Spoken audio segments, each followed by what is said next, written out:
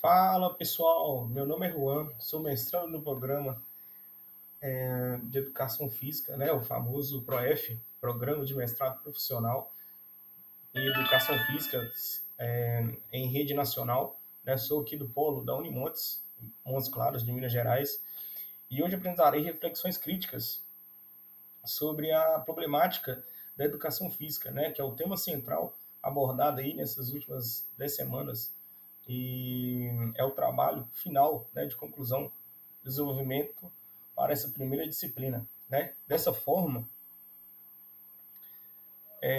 vou apresentar aqui, né, um mapa conceitual que foi proposto para a finalização desta disciplina, né, aproveitando e demonstrando também todo o conteúdo assimilado até o momento. A disciplina ela contou com 10 semanas, onde cada semana foi apresentado um estudo e um tema direcionado, favorecendo assim uma visão analítica e crítica da atual situação dos profissionais de educação física. O objetivo dessa apresentação é relatar e discutir os principais desafios que permeiam a educação física escolar, suas políticas públicas, a formação profissional, propondo uma análise baseada em autores renomados, como Paulo Freire, Soraya Garido, Fernanda Mareto, Osmar Moreira, dentre outros. Eu espero que gostem. Inicio esse trabalho com uma reflexão de Paulo Freire, um dos maiores pensadores da educação crítica do mundo. Se a educação sozinha não transforma a sociedade, sem ela, tampouco a sociedade muda. Essa frase tem um potencial enorme, um potencial transformador, especialmente quando pensamos na educação física, onde muitas vezes as pessoas confundem a disciplina como uma prática mecânica ou somente uma prática do lazer. A pedagogia freiriana nos convida a enxergar o ato de ensinar como um ato político, em sua totalidade, que exige escuta, diálogo e compromisso com a formação crítica dos sujeitos. Mas, infelizmente, no cotidiano escolar, não é isso que percebemos. A educação física, ela ocupa um papel e um lugar à margem dos outros conteúdos, desarticulada, onde a gente tem grande dificuldade e uma importância muito pouca perante as outras disciplinas. Acreditando assim que, por isso, existe um cenário preocupante, assim como relatado nessas 10 semanas dos conteúdos até aqui estudados. Né? Podemos destacar a evasão do docente, o abandono também do docente, as práticas pedagógicas frágeis, exclusão de estudantes e até perda do verdadeiro sentido educativo dessa área. É muito preocupante. Portanto, o que trago hoje são algumas das problemáticas que permanecem e permeiam a educação física escolar, analisando suas causas e propondo um reflexo crítico sobre o papel do educador. Dessa forma, então, vamos seguir, né, para o nosso mapa conceitual, né, onde a primeira semana abordou-se aí o abandono do trabalho docente. E aí eu pus uma indagação, né, onde a gente precisa debater por que tantos professores de educação física se desmotivam e acabam afastando da prática pedagógica real. Né? Tem N motivos. Né? E o que os autores né, enfatizam, a gente pode destacar a desvalorização profissional, onde historicamente a educação física sofreu preconceitos da própria estrutura escolar, né? Com vários, a gente pode destacar aí, por exemplo, as políticas onde diminuiu-se, por exemplo, o número de aulas de educação física, né? Posteriormente, a gente vê aí a disciplina do descanso. A educação física ela é considerada como a disciplina do descanso, a disciplina do lazer, né? E as pessoas não entendem da prática pedagógica que existe por trás, do planejamento que existe por trás, onde, na verdade, a educação física é prazerosa porque nós, profissionais de educação física, fazemos uma aula prazerosa, né? Podemos destacar também a a descontinuidade nas aulas, que é o famoso rola-bola, né? É onde é que o profissional ele se desestimulou, já não está mais afim da prática docente, né? Ela representa a ausência pedagógica, a ausência de uma reflexão, a ausência de um planejamento. O professor ele apenas entrega a bola e deixa os alunos jogar, esvaziando assim o potencial educativo da aula. Podemos destacar também a falta de identidade profissional, que é essa que eu estou marcando aqui agora, né? A falta de identidade profissional, onde muitos docentes eles não se veem como educadores, mas como técnicos do esporte. Não é o professor, é um técnico. Essa visão ela impede a construção de uma prática pedagógica crítica e transformadora, né? Atrapalhando assim o profissional, o professor de educação física. E também podemos destacar a ausência de um planejamento, a ausência de um planejamento estruturado, né? Onde o profissional fica sem tempo, ele não tem uma formação adequada,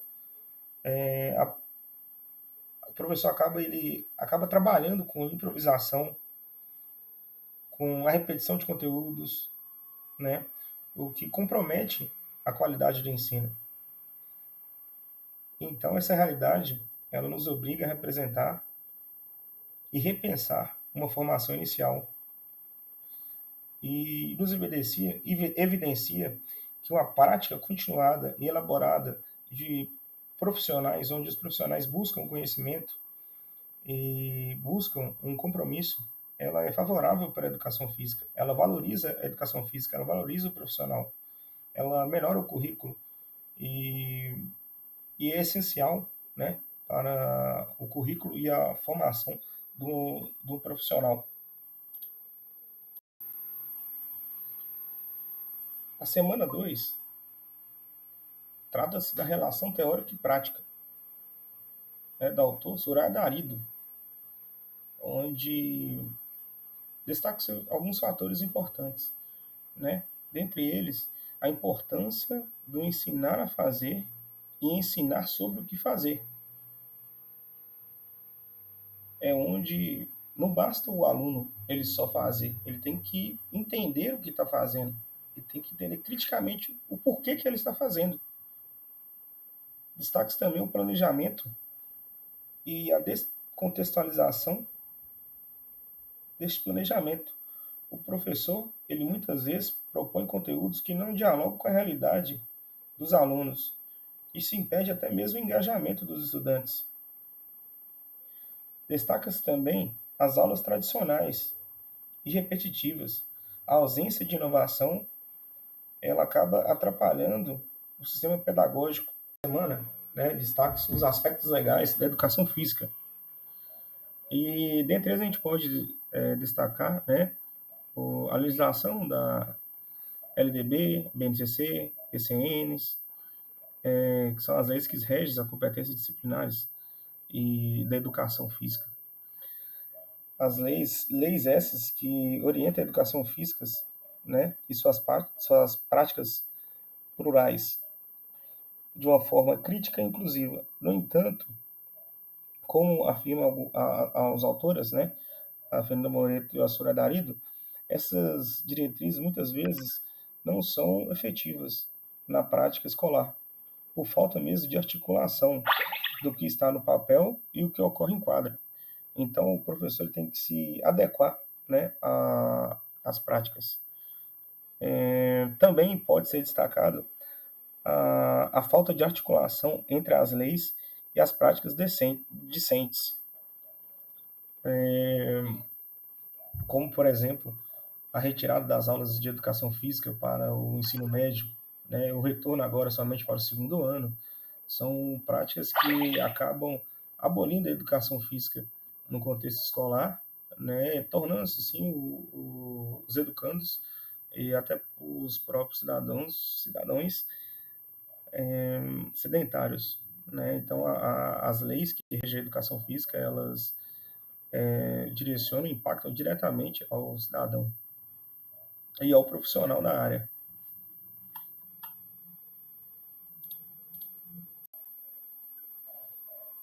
Foi discutido também, né, as interpretações errôneas da lei, né, no que diz diretamente a demanda e do impacto negativo em relação à retirada da educação física como componente obrigatório para os alunos do noturno e a prática da atividade, né, não tornando assim o aluno obrigado, ter obrigatoriedade de estar participando e trabalhando a educação física no contexto escolar. Já na quarta semana, os autores a Suraya Dari e o Fernando Jaime, eles destacam a indisciplina e o afastamento dos alunos do meio escolar, né? E a gente pode destacar aí a falta de pertencimento, a falta de diálogo, né? Aulas super tradicionais, onde há uma repetição de movimentos, né? Não promovendo assim uma prática para todos, né? Uma aula voltada sempre para o rendimento, aulas com exercícios repetitivos, né? Com pouca motivação, poucas práticas motivadoras, né? Uma pouca motivação para os alunos estarem participando da educação física escolar. Na verdade, eles utilizam a palavra que o abandono e a indisciplina ele é multifatorial, né? É N fatores, são vários fatores. Dentre eles, a gente destaca esses acabados de citar e podemos também destacar, né, a falta de pertencimento dos alunos, que é quando os alunos eles não se sentem acolhidos nas aulas. Isso acontece porque o conteúdo muitas vezes está distante da realidade e porque as práticas metodológicas utilizadas elas ignoram a diversidade corporal, o meio onde é que o aluno está inserido e as práticas culturais presentes naquele âmbito escolar. Pode-se destacar também essa semana os autores onde falam sobre a urgência de criar práticas para a inclusão e para reconhecimento da diversidade no âmbito escolar, para uma prática onde seja mais acolhedora, onde os alunos se sintam e tenham pertencimento à comunidade escolar. Já na quinta semana, né, o texto sugerido foi Inquietações e Tratamentos do Esporte, de André Luiz Barroso, né? E a gente pode destacar vários tópicos importantes, tais eles como aulas competitivas, onde o profissional ele só direciona aula, trabalha aulas para a competição, né? A contemplação e o foco nas quatro grandes modalidades coletivas, né? Não dando diversidade às aulas, né? E também, que eu acredito que nesse momento seja o mais importante, a diferença entre esporte da escola e o esporte na escola. O esporte da escola é o esporte de todos, onde a prática é essencial e tem o objetivo de formar cidadão. Já o esporte na escola é onde destina-se trata a esportivação, né? Esportivação, direcionado a formar atletas, né? Então tem essa diversidade aí, onde não se privilegia o conteúdo e a criticidade, né? Privilegia sim o alto rendimento. Dessa forma, a gente tem que acredite que o profissional ele tem que estar direcionando atividades onde promova a criticidade do aluno com enfoque na diversidade e em práticas inovadoras. Finalizando aí a nossa última semana, né? temos enfoque aí na questão de gênero, do o autor e texto do Osmar Moreira, onde também foi apresentado vídeos que colocamos para os alunos, né, para a gente desmistificar essa divisão e fazer com que eles aprendam ou que diminua essa valorização do ego ou do egocentrismo masculino na esportivação, de modo que só o homem pode representar, só o homem é superior em relação à esportivação do que a mulher. Então foi passado 2 vídeos, né, para as crianças, para os educandos, e conseguimos, além de assisti-los, debater e inserir no contexto escolar sobre a diversidade a diversidade de gêneros, né, a diferença de gêneros. E podemos também destacar no texto e nessa semana, né, a resistência às aulas mistas, que ainda há muita resistência às aulas mistas, vem diminuindo, né, mas há muita resistência, né, a invisibilidade da presença masculina no esporte, como um dos vídeos onde a grande maioria, né, a gente foi passado o vídeo e a grande maioria identificou-se como atletas, só atletas masculinos, né, não fizeram menção ao atleta feminino.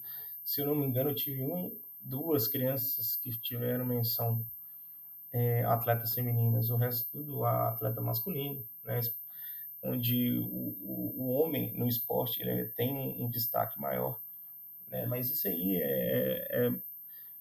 a gente pode colocar que é multifatorial, né, além de realmente do reconhecimento, mas de uma forma inconsciente, os alunos e até mesmo as pessoas, elas são colocadas a entender que o masculino tem uma valorização maior que a feminina, como, por exemplo, passar jogos em horários nobres, do Brasileirão Série A, né, não passar do feminino, na TV aberta só passa futebol masculino, não passa futebol feminino, e assim por diante. E a gente, enquanto profissional, temos o papel de diminuir essa invisibilidade. Vimos então que a educação física escolar enfrenta múltiplos problemas, que vão desde a desvalorização profissional, passando por planejamentos frágeis até questões profundas como exclusão de gênero e falta de pertencimento. Mas acredito que há saídas, como, por exemplo, saídas inspiradas em Paulo Freire, onde entende que a educação deve ser e ter um ato político e libertador.